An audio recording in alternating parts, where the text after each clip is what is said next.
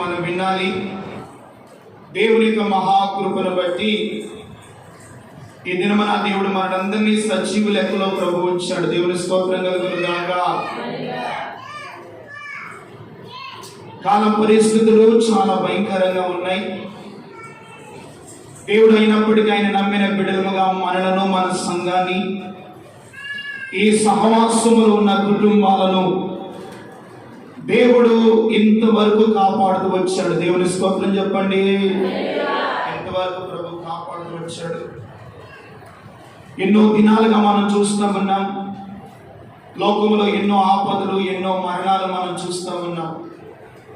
కానీ ఆ దేవాది దేవుడు మనల్ని ప్రేమించి మన కుటుంబాల్లో ఏ మరణ దూత సంభవించకుండా దేవుడు మన కుటుంబాలను ఇంతవరకు ప్రభు కాపాడుతున్నాడండి.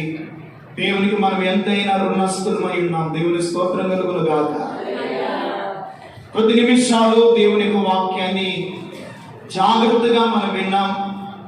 మనం చెప్పుకునే అంశం ఏమిటంటే, నీ క్రియలు నా ఎదుట సంపూర్ణమైనవిగా కనబడలేదు. ఏమిటి? నీ క్రియలు నా ఎదుట సంపూర్ణమైనవిగా కనబడలేదు.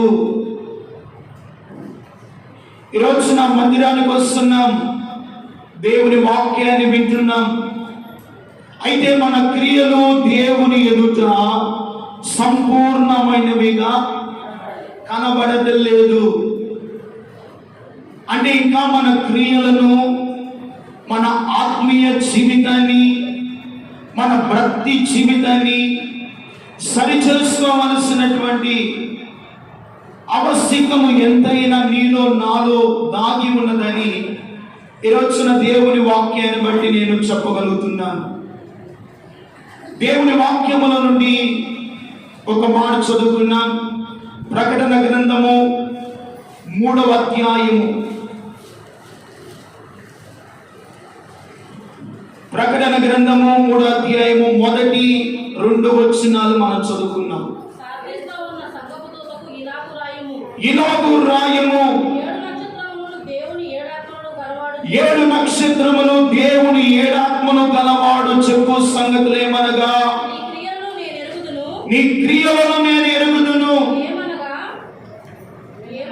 ఏమనగా జీవించుచున్నావన్న పేరు మాత్రమే ఉన్నది గాని నీవు మృతుడవే.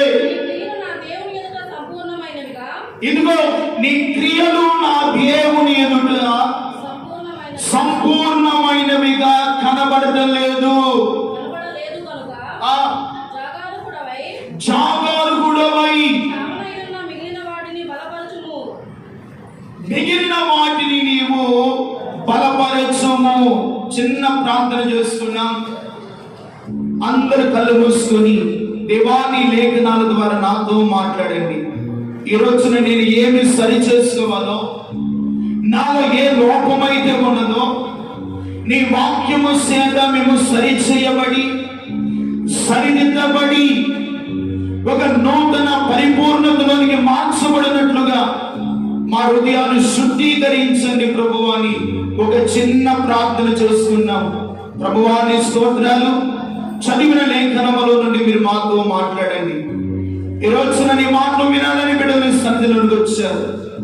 ప్రభువా, నీ మాటలు జీవము కలిగినవి, నీ మాటలు సజీవమైనవి, నీ మాటలు నైనా 2 నుంచుల ఖడ్గము లాంటివి. ఈ రోజున మాతో మీరు మాట్లాడి మా జీవితాలు సరి చేయబడి నీ నిత్య రాజ్యానికి మేమందరము వారసులమగునట్లుగా నీ కృపను అనుగ్రహించమని, ప్రతి ఒక్కరు వాక్యాన్ని జాగ్రత్తగా విని చెవిని గ్రహించే హృదయాన్ని ప్రసాదించమని యేసు నామమున ప్రార్థన చేస్తున్నాను తండ్రి. ఆమేన్. చెప్పండి ఆమేన్. హల్లెలూయా. ఇక చాలా జాగ్రత్తగా దేవుని వాక్యాన్ని వినాలి. దయచేసి పిల్లలు అరవకూడదు, బయటికి వెళ్ళకూడదు. చాలా జాగ్రత్తగా దేవుని వాక్యాన్ని. ఈ రోజున దేవుడు మనతో మాట్లాడబోతున్నా ఒక చక్కని ప్రాముఖ్యమైనటువంటి విషయాలు ఏమిటంటే, నీ క్రియలు నా ఎదుట సంపూర్ణమైనవిగా కనబడడం లేదు. ఎవరు ఈ మాటలు చెప్తున్నాడంటే 7 నక్షత్రములు 7 ఆత్మలు కలిగిన వాడు చెప్పు సంగతులేమనగా, ఈ ప్రకటన గ్రంథములో 7 నక్షత్రములు 7 సంఘాలకు సాదృశ్యముగా ఉన్నాయి. 7 దీపస్తంభాలు 7 సంఘాలకు సాదృశ్యముగా ఉన్నాయి. 7 కొమ్ములు 7 సంఘాలకు సాదృశ్యముగా ఉన్నాయి.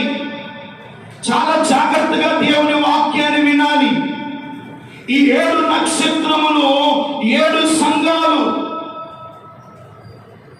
ఈ సంఘముతో దేవుడు ఆయన మాట్లాడుతున్నటువంటి విషయాలు ఏమిటంటే, నీ క్రియలు నా దేవుని ఎదుట సంపూర్ణమైనవిగా కనబడటం లేదు. నీవు చాకుడవై ఉండవద్దు. నీవు కలిగిన దాన్ని స్థిరముగా ఉంచుకోను అని దేవుడు ఈ రోజున మనతో మాట్లాడడానికి గల కారణం ఏమిటంటే, ఈ మాటలు ఎవరు చెప్తున్నాడంటే, ఒక్క మాట మనం చూస్తే ప్రియమైన వాళ్ళరా, యోహాను భక్తుడు ఆసియాలో ఉన్న 7 సంఘాలకి ఈ మాటలు చెప్తున్నాడు. ఎక్కడున్న సంఘాలకు? ఆసియాలో ఉన్న 7 సంఘాలు. ఆసియా ఖండము చాలా పెద్ద ఖండము. ఈ ఆసియా ఖండములో ఉన్నటువంటి 7 సంఘాలకు శుభమని చెప్తున్నాడు. మొదటి అధ్యాయము 4వ వాక్యాన్ని మనం చూస్తే, రాయినది వర్తమాన భూత భవిష్యత్ కాలములో ఉన్నవాడు నుండి ఆయన సింహాసనం ఎదుటనున్న 7 ఆత్మల నుండి నమ్మకమైన సాక్షియు, మృతులలో నుండి ఆది సంబుద్ధుడైన వాడు చెప్పు సంగతులు. ఎవరంట? మృతులలో నుండి ఆది సంబుద్ధుడైన వాడు చెప్పు సంగతులు ఏమనగా, ఆయన చెప్తున్న సంగతులు, ఆయన వర్తమాన భూత భవిష్యత్ కాలమున్న దేవుడు, ఆయన సజీవులకును, ఆయన సజీవులకును ఆయన మృతులకును ఆది సంబుద్ధుడైన వాడు చెప్పు సంగతులు ఏమనగా, నీ క్రియలు నా ఎదుట సంపూర్ణముగా చేయబడలేదు.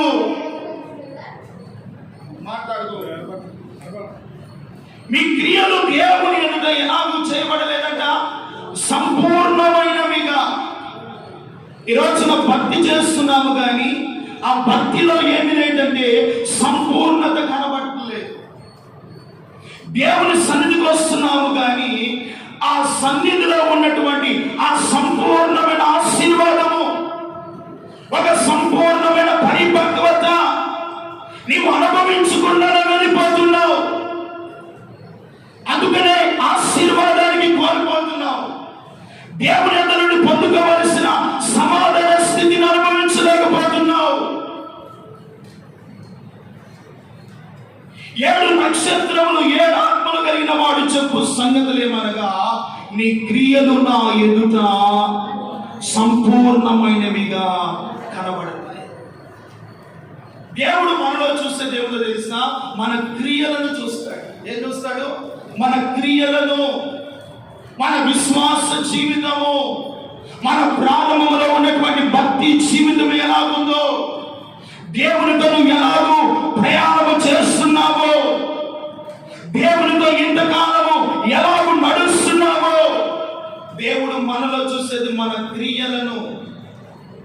అందుకనే రేపు మనము చనిపోయిన తర్వాత మన వెంట వచ్చే దేవుడు తెలుసా, ఈ లోకంలో సంపాదించుకున్న ఇల్లు కానీ, ఈ లోకంలో సంపాదించుకున్న ధనము కానీ, ఈ లోకంలో సంపాదించుకున్న బిడ్డలు కానీ, ఈ లోకంలో సంపాదించుకున్న భార్య భర్తలు కానీ ఎవరు నీతో వచ్చే దేవుడు తెలుసా, నీ క్రియలే నీ వెంట వస్తాయి. ఏమొస్తాయి? నీ క్రియలే నీ వెంట వస్తాయి. ఆ క్రియలు క్రీస్తు న్యాయపీఠము ఎదుట నీ క్రియలను బట్టి దేవుని సింహాసనము ఎదుట ఒక మంచి సాక్ష్యము కలిగే వ్యక్తిగా ఉంటావో, ఒక సాక్ష్యము లేని వ్యక్తిగా నువ్వు జీవిస్తావో అక్కడ క్రీస్తు న్యాయపీఠం ఎదుట మన జీవితం ఏమిటో తేలిపోతుంది. అందుకనే నీ క్రియలు నా ఎదుట సంపూర్ణమైనవిగా కనబడట్లేదు అని చెప్తూ ఏమంటున్నాడు?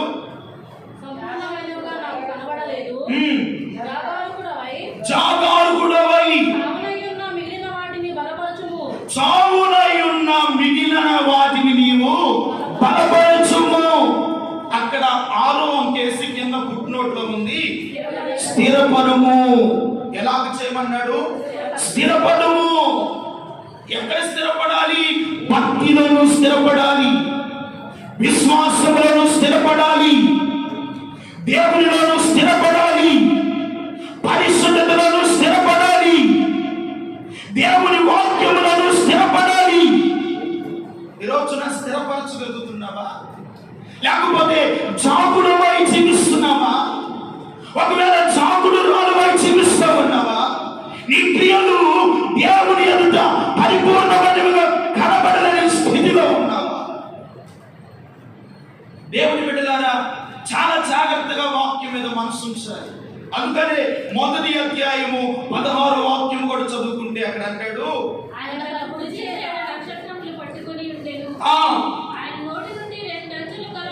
ఇదిగో ఆయన నోట నుండి 2 అంచులు గల వాడి అయినా ఖడ్గం ఒకటి బయలు వెళ్ళను. ఆయన ముఖము మహా తేజస్సుతోను ప్రకాశించుచున్న సూర్యుని వలె ఉండెను. ఆయన ముఖము ఎలాగుందంట? ప్రకాశిస్తున్న సూర్యుని వలె ఆయన ముఖము ఉన్నది. దేవుని స్తోత్రం కలుగును గాక. మన దేవుని ముఖము ఎలాంటిదంట? ప్రకాశమానమైనది. సూర్యుని తేజస్సు కంటే ప్రకాశమానమైన ముఖమును చూస్తూ ఉన్నాడు భక్తుడు. ఆ భక్తుడు తన క్రియలేమిటో ఏ రీతిగా దేవుని ఎదుట సంపూర్ణము చేసుకున్నాడో అక్కడ మనం చూడగలిగితే ప్రియమైన వాళ్ళారా, ఆయన చేతిలో ఏముందంట? 2 అంచులు కలిగిన ఖడ్గము బయలు వెళ్ళును. ఆయన ముఖము మహా తేజస్సుతో ప్రకాశించుచున్న సూర్యుని వలె ఉన్నది. ఇదిగో కాస్త ఈ సూర్యుని ఎండకు మనం ఏం చేయట్లేదు, తట్టుకోలేకపోతున్నాం, నిలబడలేకపోతున్నాం, కాసేపు ఎండలో నిలబడలేకపోతున్నాం. మన దేవుని యొక్క ముఖం ఎలాగుందంట? ప్రకాశిస్తున్న సూర్యుని వలె ఆయన ముఖము ప్రకాశమానముగా ఉన్నది. ఆ ప్రకాశమానమైన దేవుడు ఆ 7 దీపస్తంభముల మధ్య సంచరించువాడు. ఆయన చెప్పు సంగతులు ఆ 7 నక్షత్రములు కలిగి 7 ఆత్మలు కలిగిన వాడు చెప్పు సంగతులేమనగా, నీ క్రియలు నా ఎదుట సంపూర్ణమైనవిగా సంపూర్ణమైనవిగా కనబడట్లేదంటే మనలో ఏముంది? జాగుడవై. అంటే భక్తి జీవితంలో ఎలాగున్నాము? జాగుడమై ఉంటున్నాం. భక్తిలో ఆసక్తి లేదు, దేవుని ఆరాధించే విషయంలో ఆసక్తి లేదు. మనము జాగుడమై దేవుని యొక్క శక్తి మీద, దేవుని యొక్క కృప మీద, పరిశుద్ధాత్మ బలము మీద నువ్వు ఆధారపడినంత స్థితిలో నువ్వు జాగుడవై ఉంటున్నావు. ఆశీర్వాదాన్ని పోగొట్టుకుంటున్నావు. దేవుని దీవెనకు పాత్రుడు కాలేని స్థితిలో ఉంటున్నావు. అందుకనే నీవు చావుడవై ఉండకుండా నీవు చావునకు సిద్ధముగా ఉన్నావని బలముగా ఉండుము అనే మాట దగ్గర స్థిరముగా ఉండుము. ఎలా ఉండాలంట? స్థిరముగా ఉండాలి. దేనిలో స్థిరముగా ఉండాలి? పరిశుద్ధతలో స్థిరముగా ఉండాలి. దేవుని వాక్యాన్ని అవలంబించే విషయంలో స్థిరముగా ఉండాలి. దేవుని సన్నిధికి వచ్చే విషయంలో నీ మనస్సు, నీ ఆలోచన, నీ నడక, నీ ప్రవర్తన దేవునిలో స్థిరముగా ఉంటే ఆయన మన క్రియలను బట్టి, ఆయన మన జీవితాన్ని బట్టి ఆయన యొద్ద పొందవలసిన, ఆయన యొద్ద అనుభవించవలసిన ప్రతి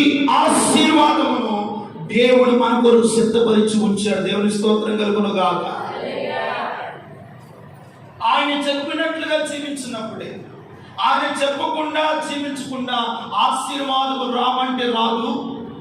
దీవింపబడాలి అంటే నీ ఇంటి వారు దీవింపబడలేరు. దేవుని అంతటి ఒక ఆత్మీయ స్థితిలో నువ్వు ఎదగాలి అంటే నువ్వు ఎదగలేవు. అందుకని నువ్వు చావుడవై ఉండవద్దు.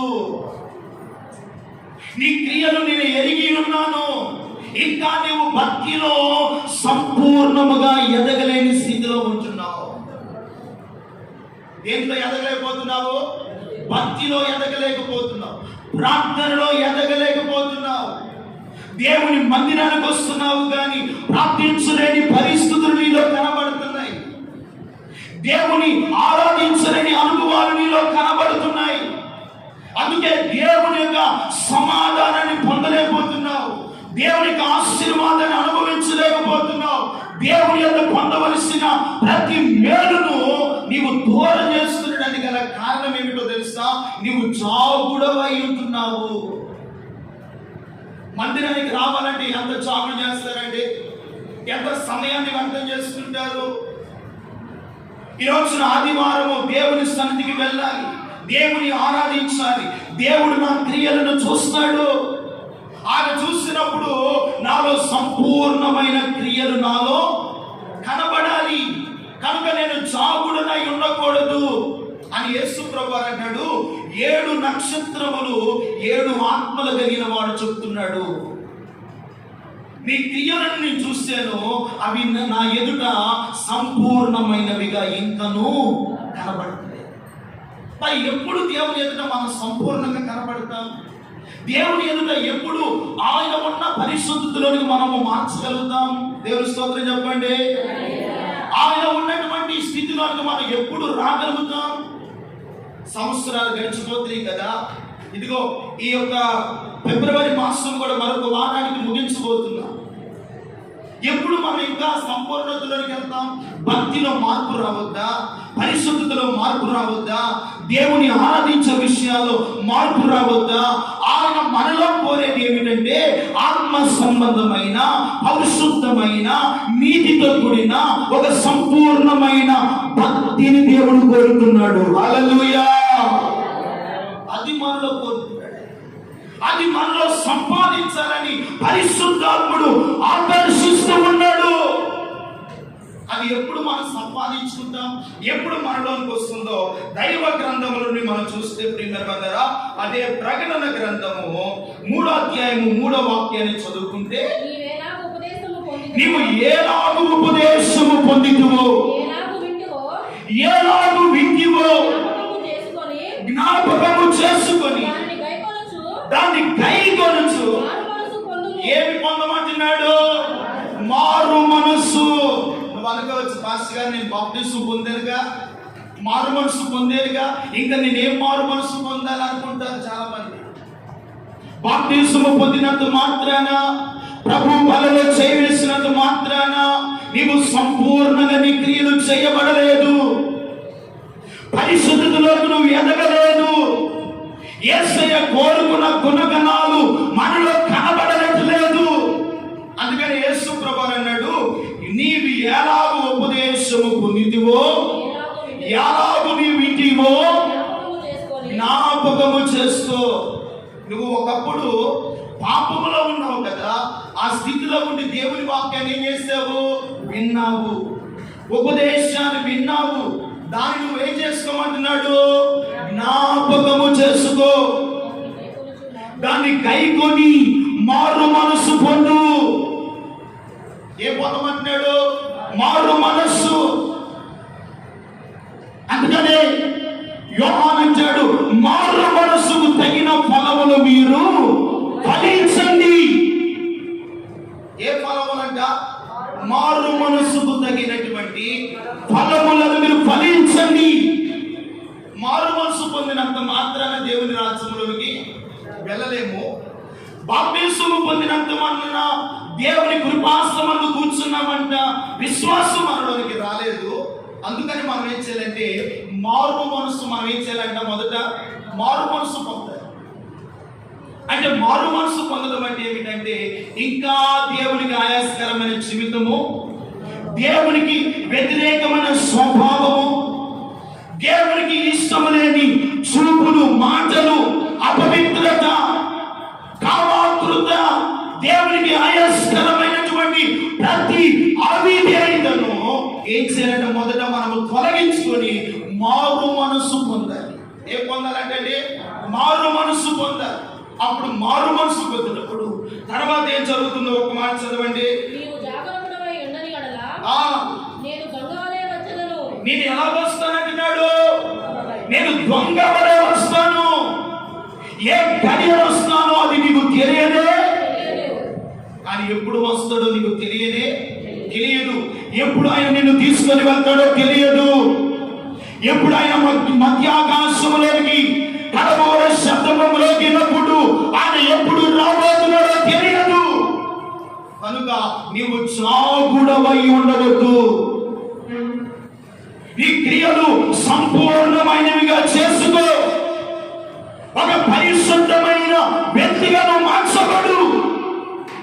దేవుడు మనలో కోరేది ఏమిటంటే ఒక సంపూర్ణమైన పరిశుద్ధమైన క్రియలను. దేవునికి స్తోత్రం కలుగునుగాక. అందుకనే ఆ ప్రకటన గ్రంథంలోనే 2వ అధ్యాయము 5వ వాక్యాన్ని మనం చదువుకుంటే, నువ్వు ఏ స్థితిలో నుండి పడితివో దాన్ని నువ్వేం చేసుకోవాలి? ఈరోజు నువ్వు ఏ స్థితిలో పడి ఉన్నావో, ఏ చిగడగల దొంగ గుంపులో పడి ఉన్నావో, ఏ పాపపు ఉరుడు నిన్ను ఆవరించి ఉన్నాయో ఏం చేసుకోవాలి? జ్ఞాపకము చేసుకొని ఆ స్థితిలో నుండి లేచి దేవుని మహిమపరచు. హల్లెలూయా. ఏ స్థితిలో పడి ఉంటున్నావు? ఆత్మీయ జీవితంలో ఎక్కడో పడిపోయిన స్థితి, ఎక్కడో అనుబట్టిపోయినటువంటి పరిస్థితులు నీలో కనబడుతున్నాయి కదా. అందుకనే దేవుడు ఈ ప్రకటన గ్రంథంలో ఉన్న 7 సంఘాలతో ఆత్మదేవుడు మాట్లాడుతున్నాడు. నువ్వు ఏ స్థితిలో పడి ఉంటున్నావో, నీ భక్తి ఎలా ఉంటుందో, నీ ఆత్మీయ పరిమాణము ఏ రీతిగా కొనసాగిస్తున్నావో దాన్ని నువ్వేం చేసుకోమంటున్నాడు? జ్ఞాపకము చేసుకొని ఇక్కడ కూడా ఏమంటున్నాడు? మారు మనసు పొందు.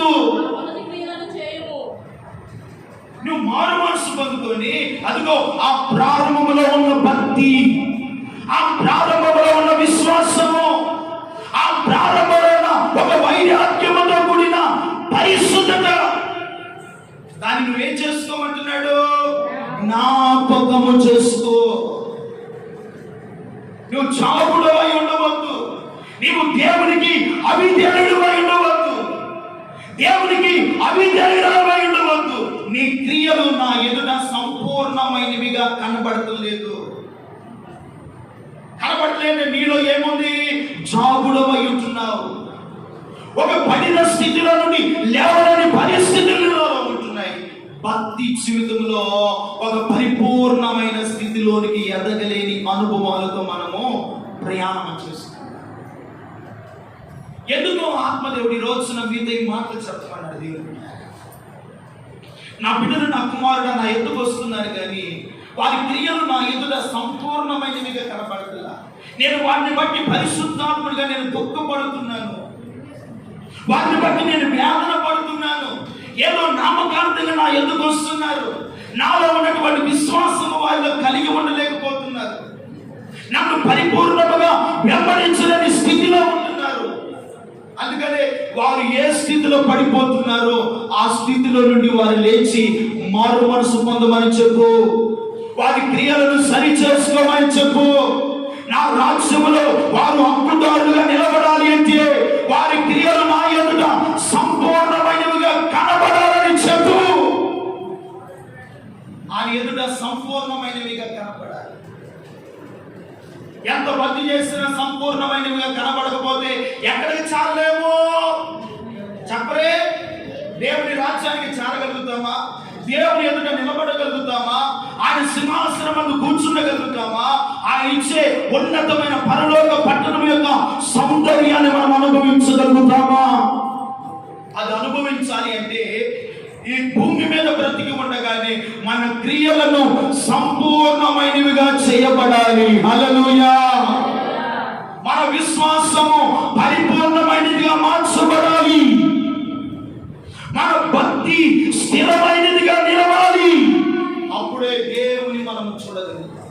అప్పుడే దేవుని స్వరూపమును మనము ప్రకాశమానమైన ఆయన తేజస్సును అనుభవించగలుగుతాము. ఆయన తేజస్సును అనుభవించగలుగుతాం. రెండవదిగా అంటున్నాడు, మనం ఎక్కడున్నామంటే ఈ రోజున మనం ఎక్కడున్నాము చెప్పండి? ఎక్కడున్నాము? దేవుని సన్నిధిలో ఉన్నాం. అందుకంటే ముందుగా ఎక్కడున్నామంటే ఇదిగో సాతాను సింహాసనం వేసుకున్న స్థలములో మనము ఉన్నాము. ఎక్కడున్నామంట? సాతానుడు సింహాసనం ఎక్కడుంది?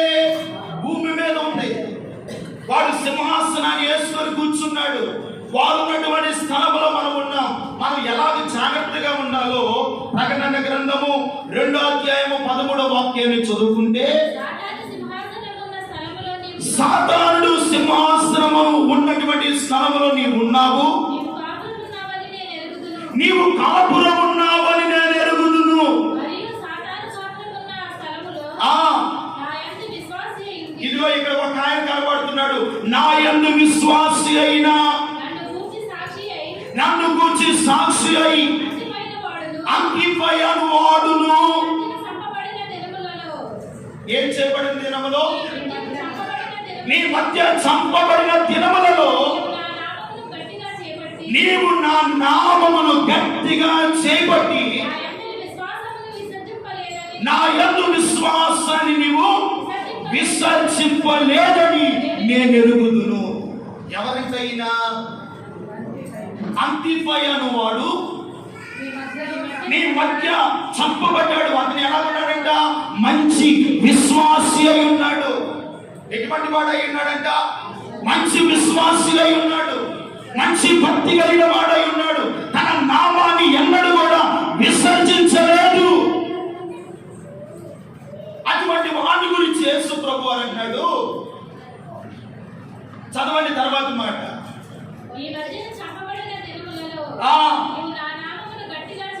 గట్టిగా పట్టుకున్నావు, విసర్జింపలేదు. నేను ఎరుగుదును. అయినను నీ మీద తప్పిదములను నేను. మరి అంతియోపియన వాడి మీద దేవుడు అన్నాడు, ఇంకా నీలో నేను ఒక తప్పు మోపవలసిన వాడనై ఉన్నాను. మరి అంతగా విశ్వాసి అయిన వాడు ఆయన నామాన్ని ఎక్కడ విసర్జించిన వాడిలోనే యేసయ్య తప్పును చూస్తూ ఉంటే మనలో ఎన్ని తప్పులు ఉంటాయి? ఉదయం లేచిన కాలం నుండి రాత్రి పనుకునే వంటి వరకు ఎన్ని అబద్ధాలు ఆడుతున్నాం, ఎన్ని మోసకరమైన పనులు చేస్తున్నాం, ఎన్ని అన్యాయముగా దేవునికి ఆయాస్కరంగా మనం ప్రవర్తిస్తున్నాం. ఆలోచించండి. ఇక దేవునికి వ్యతిరేకమైన క్రియలు మన ద్వారా ఎన్ని చేస్తున్నాం. దేవుడు మన మీద కూడా ఏమి మోపుతాడు?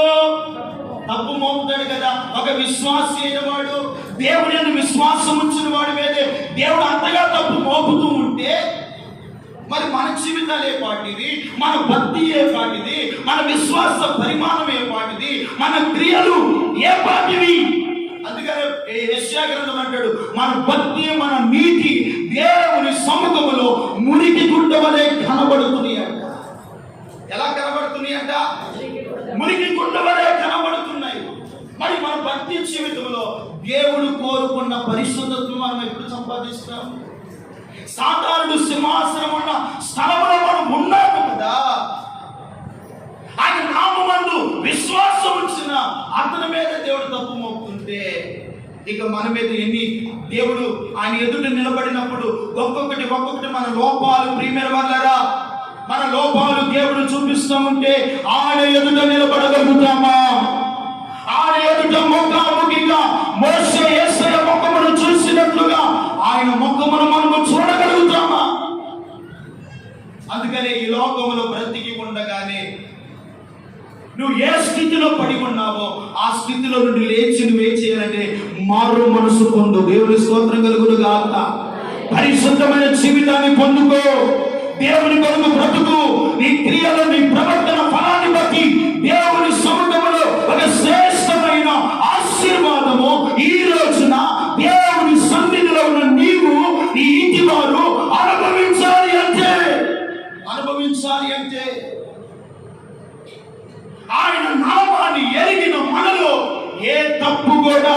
కళ్ళు కానబడని అంత పరిశుద్ధతలోనికి నీవు నేను మనమందరం ఎదుగుదుముగాక. అంత పరిశుద్ధతలోనికి ఎదగాలి. మన క్రియలను దేవుడు చూస్తున్నాడండి. ఈరోజున దేవుని సన్నిధికి వస్తూ ఇంకా మోసకరమైన జీవితం, ఇంకా వేషధారణ బ్రతుకు, ఇంకా సున్నము కొట్టిన సమాధుల వలె బ్రతుకు మారకపోతే, పైకి తెల్లని వస్త్రాలు ధరించుకున్న లోపల మన హృదయము, మన భక్తి, మన పరిశుద్ధత దేవునిగా సంపూర్ణతలోనికి రాకపోతే మన ముఖమున దేవుడు ఏమేస్తాడు? ఆయన ఉమ్ము వేస్తాడు. ఆయన ముఖము మీద ఉమ్ము వేసి, అది చాలా భయంకరమైంది కదా, అది అసహ్యమైంది కదా. ఆయన ఎదుట మనం ఎలాగ బ్రతకాలి దేవుడు కోరుతున్నాడు. సాధారణ సింహాసనం ఉన్నటువంటి స్థలంలో ఉన్నావు. అయితే దేవుడు మనకు ఒక రక్షణనే కవచమును దేవుడు మనకు ధరింపజేసి ఉన్నాడు. ఏ కవచమును? రక్షణనే కవచమును దేవుడు మనకి ఏం చేస్తాడంట? ధరింపజేసి ఉన్నాడు. దేవుని స్తోత్రం కలుగును గాక. ఆయన ధరింపజేసి ఉన్నాడు. ఆయన మనకు అనుగ్రహించి ఉన్నాడు. ఆయన పరిశుద్ధతలోనికి మనం ఎదగనట్లుగా దేవుడు ఆకర్షిస్తూ ఉన్నాడు. అందుకని అది అధ్యాయం 9వ వాక్యం కూడా చదువుకుంటే, నీ శ్రమను, నీ దరిద్రతను నేను ఎరుగుదును. ఏమన్నాడు?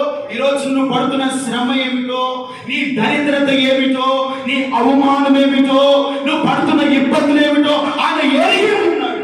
ఎరిగి ఉన్నాడు. ఆయన ఎరిగి ఉన్నాడు. నువ్వు అనుకోవచ్చు, నన్ను దేవుడు పట్టించుకోవట్లేదు, నన్ను ఎరిగి ఉండలేదు, లేకపోతే నాకు ఈ శ్రమలు ఏమిటి, ఈ దరిద్రత ఏమిటి, ఈ అప్పులు ఏమిటి, ఈ ఇబ్బందులు ఏమిటి, ఈ రోగం ఏమిటి, ఈ బాధలు ఏమిటి అని నువ్వు కృంగిపోతున్నావు కదా. దేవుడు నిన్ను ముందుగానే ఏం చేశాడంట? నువ్వు పడుతున్న శ్రమ ఏమిటో అని ఎరిగాడు, నువ్వు అనుభవిస్తున్న దరిద్రత ఏమిటో ఎరిగాడు. కానీ నీ క్రియలు దేవుని ఎదుట ఎలా ఉండలేదు? సంపూర్ణమైనవిగా కనబడలేదు. అందుకనే దరిద్రుడు దరిద్రుడుగానే బ్రతుకుతూ ఉన్నాడు. శ్రమలో ఉన్నవాడు శ్రమలోనే బ్రతుకుతూ ఉన్నాడు. పరిపూర్ణతలోనికి మార్చబడలేని స్థితి కనబడుతుంది. కాబట్టి దేవుని బిడ్డలారా, ఆయన నీ శ్రమను, నీ దరిద్రతను ఎరిగి ఉన్నాడు. ఆ సంగతులు మర్చిపోవద్దు. కానీ నీ జీవితంలో, నా జీవితంలో అంతియోకి అనే వాడంట ఎలా ఉన్నాడంట? విశ్వాసి అయి ఉండి ఆయన నామాన్ని ఎన్నడూ కూడా ఏం చేయలేదంట? విసర్జింపలేదు. కానీ అటువంటి వాడి మీద యేసయ్య ఏం మోపుతున్నాడు? తప్పిదములు మోపుతున్నప్పుడు మరి మన మీద ఎన్ని తప్పిదాలు దేవుడు మోపుతాడు? ఆయన ఎదుట నిలబడినప్పుడు ధైర్యముతో నిలబడగలుగుతామా? ఆయన ఎదుట మనము ఎలాగో మార్చబడాలి అంటే, దేవుడు కోరుకున్నటువంటి గుణగణాలు మనలో ఉన్నప్పుడే ఆయన ఎదుట నిలబడగలుగుతాం. దేవుని స్తోత్రం చెప్పండి. అలాంటి పరిశుద్ధత మనలో రానంత కాలము దేవుని ఎదుట మనం నిలబడలేవు. దేవుని రాజ్యాన్ని పొందలేము. దేవుని రాజ్యానికి మనం హక్కుదారులము కాదు. చివరిగా ఒక మాట చెప్పి నేను ముగిస్తాను. అదే ప్రకటన గ్రంథము 3వ అధ్యాయము 4వ వచనాన్ని మనం చూస్తే, అయితే తమ వస్త్రములను అపవిత్రపరచుకును. ఇక్కడ అంటాడు, నీ జీవితము అపవిత్రమైనదిగా కనబడుతుంది. అంటే నీ వస్త్రము దేవునికి ఎలా కనబడుతుందంట? అపవిత్రమైనదిగా. నీ జీవితము దేవునికి ఆయాస్కరమైనదిగా, అపవిత్రమైనదిగా కనబడుతూ ఉంది. అందుకనే అంటాడు, దేవుని సన్నిధిని అంటాడు. ఆ తర్వాత మాట చదువుకుంటే, వారు ఎలాంటి వారంట? మీ యొద్దనున్నారు, వారి యొక్క వస్త్రములు అపవిత్రమైనవిగా చేసుకొని ఉన్నారు. వారు నీ యొద్దనే ఉన్నారు. అయితే ఆ తర్వాత వారు అరుగులు కనుక ఏమి ధరించుకోమంటున్నాడు? తెల్లని వస్త్రములు ధరించుకొని నాతో కూడా సంచరించెదరు. చూడండి, ఏమి ధరించుకుంటారంట? తెల్లని వస్త్రములు. ప్రియమైన వాళ్ళగా వినండి, అక్కడ అంటాడు, తమ వస్త్రములు అపవిత్రపరుచుకున్నారు. వస్త్రము అనగా జీవితము. జీవితాన్ని ఏం మాటల ద్వారా, క్రియల ద్వారా, ప్రవర్తన ద్వారా జీవితాన్ని అపవిత్రపరుచుకుంటున్నారు. వస్త్రములు అపవిత్రమైనవి. ఆ సంఘముతో అన్నాడు, వారు నీ యొద్దనే ఉన్నారు. అయితే వారు ఏ వస్త్రాలు ధరించుకోవాలంట? తెల్లని వస్త్రములు ధరించుకొని నాతో కూడా సంచరించుదరు. జయించిన వారు ఆలాగున తెల్లని వస్త్రములు ధరించుకొని జీవ గ్రంథములో నుండి వారి పేరు ఏ మాత్రమో తుడిచిపెట్టబడదు. చప్పడవద్దు, దేవునికి మహిమ కలుగును గాక. వారి పేరు ఏ మాత్రమైనా తుడిచిపెట్టబడదు. ఏ వస్త్రమో? వస్త్రం అనగా అపవిత్రత అని చెప్పాను కదా. ఆ వస్త్రం అనే అపవిత్రమైన జీవితాన్ని నీలో నుండి తొలగించుకొని తెల్లని వస్త్రం అనగా పరిశుద్ధమైన జీవితము. దేవుని స్తోత్రం చెప్పండి. తెల్లని వస్త్రం అనగా ఏమిటి? పరిశుద్ధమైన జీవితము.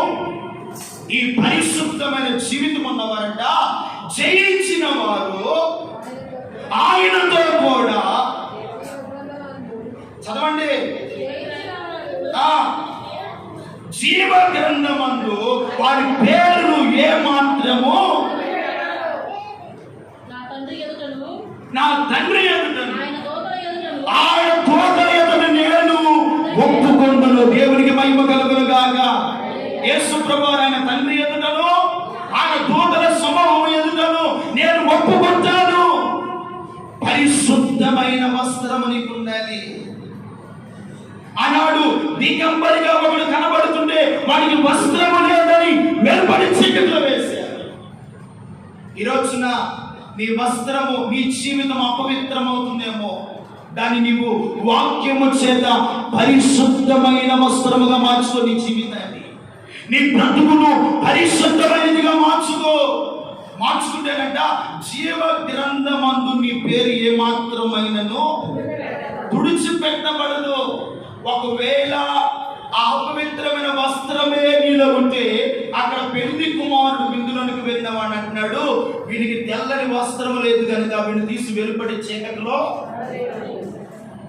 అంత దౌర్భాగ్యమైన స్థితి నీకు నాకు రాకుండా ఉండాలి అంటే మన వస్త్రము తెల్లనిగా పరిశుద్ధమైనదిగా మార్చబడునుగాక. జీవితము మార్చబడాలి, బ్రతుకు మార్చబడాలి, నరకలు మార్చబడాలి, నోటి మాటలు మార్చబడాలి, వేషధారణ నీలో నుండి చంపివేయాలి. అందుకనే యేసు ప్రభువు అంటున్నాడు కదా, నిన్ను చూశాను కానీ నువ్వు ఎలాగున్నావంటే పైకి భక్తి గల వాడు వలె ఉన్నావు, కానీ ఆ భక్తిలో ఉన్న శక్తి ఏమిటో, సామర్థ్యత ఏమిటో, పరిశుద్ధత ఏమిటో నీలో కనబడలేదంటాడు. మరి ఆయన కోరుకున్న పరిశుద్ధత మనలో కనబడాలి అంటే మనం ఎంతగా దేవుని సన్నిధిలో జీవించాలి, ఎంతగా వైరాగ్యముతో బ్రతకాలి, ఎంతగా దేవుని సన్నిధిలో మనము పరిశుద్ధతను కాపాడుకోవాలి. దేవుని స్తోత్రం చెప్పండి. యేసయ్య ఆయన పరిశుద్ధుడు కనుక మీరు కూడా ఎలాగుండాలి? మీరు పరిశుద్ధులుగానే ఉండాలి, నీతిమంతులుగానే ఉండాలి, యథార్థవంతులుగానే ఉండాలి, నమ్మకస్తులుగానే ఉండాలి. అలా ఉన్నప్పుడు ప్రియమైనవారలారా, దేవుడు అంట మన జీవితాల్లో ఆయన చేసే ఒక గొప్ప కార్యం ఏమిటో అదే ప్రకటన గ్రంథం 7వ అధ్యాయం 14వ వాక్యం చదువుకుంటే, అందుకు నేను అయ్యా నీకే తెలియను అనగా ఇలాగూ చెప్పాను, ఆ గొర్రె పిల్ల రక్తములో తమ వస్త్రములను ఏం చేసుకున్నారంట? ఏ రక్తములో? గొర్రె పిల్ల రక్తము. ఆ గొర్రె పిల్ల ఎవరో కాదు, సాక్షాత్తమైన మన ప్రభువైన యేసు క్రీస్తు ప్రభుల వారు. నమ్మిన వారు చప్పట్లతో దేవునికి మహిమ కలుగును గాక. ఆ గొర్రె పిల్ల రక్తములో తమ వస్త్రములను ఉతుక్కొని ఏం చేసుకున్నారంట?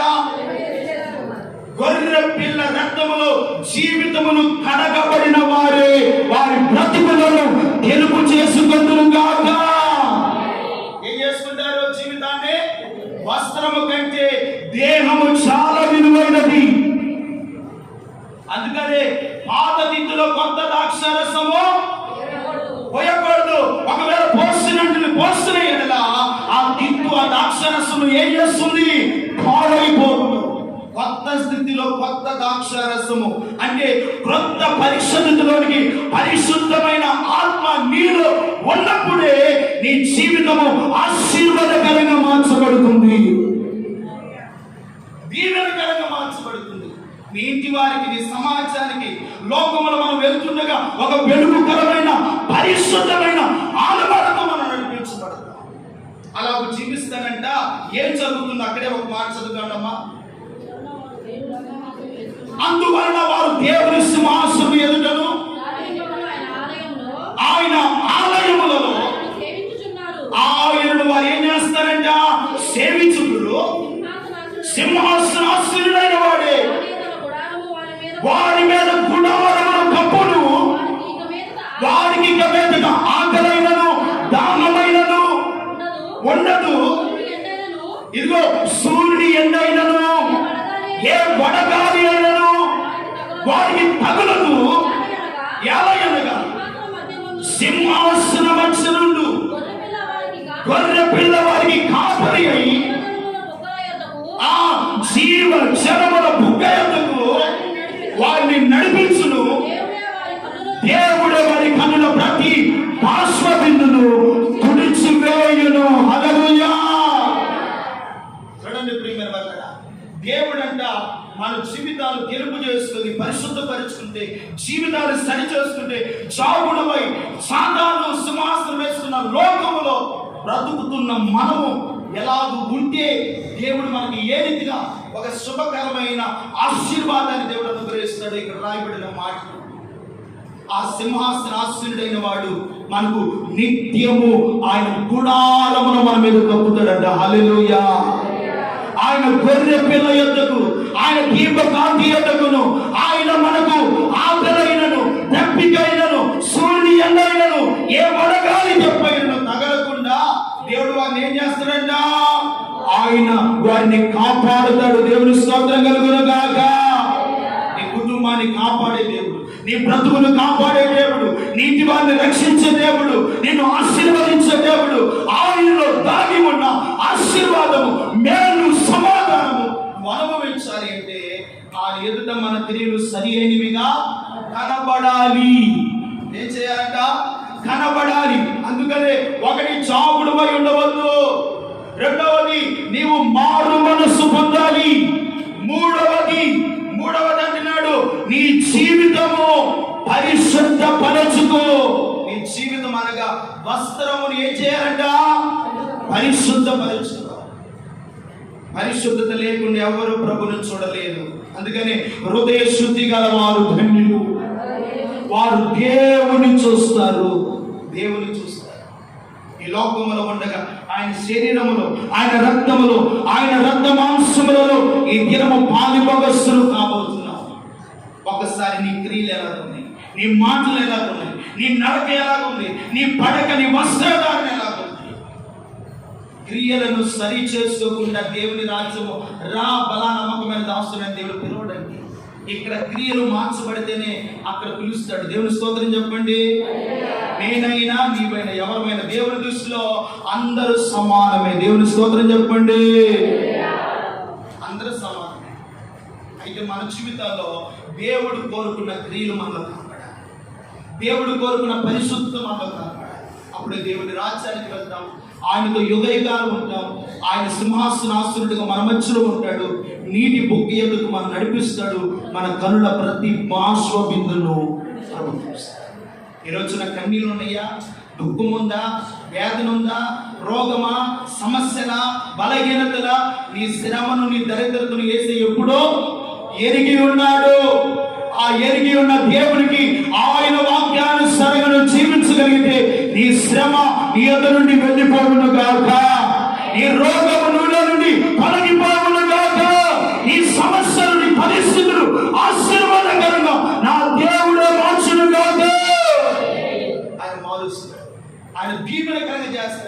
అందుకని దేవుడు మనలో చూసేది మన క్రియలను.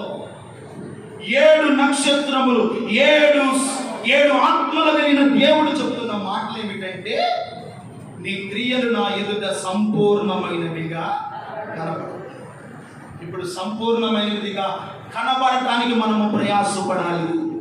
సంపూర్ణమైనదిగా కనబడటానికి ప్రసవేదన పడాలి. హల్లెలూయా.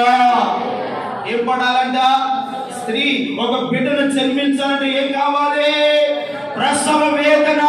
ఆ వేదన పడి ఆ తల్లి ఒక బిడ్డకు జన్మనిచ్చిన తర్వాత ఆ వేదన, ఆ సమస్య ఏమిటో వెంటనే మర్చిపోతుంది. వెంటనే ఏమవుతుంది? మర్చిపోతుంది. నీలో దేవుడు మెచ్చుకున్న క్రియలు నీలో కనపడాలంటే దినదినము దేవుని యొద్ద, ఆయన బలిపీఠము యొద్ద, ఆయన పాదాల యొద్ద నేను ప్రసవేదన పడాలి. హల్లెలూయా. అప్పుడే దేవుడి రాజ్యానికి వెళ్తాం, ఆయనతో యుగయుగాలు ఉంటాం, ఆయన నిత్య రాజ్యానికి వారసులం అవుతాం. అట్టి కృపా ప్రభు దయచేయును గాక. తలవంచని ప్రార్థన.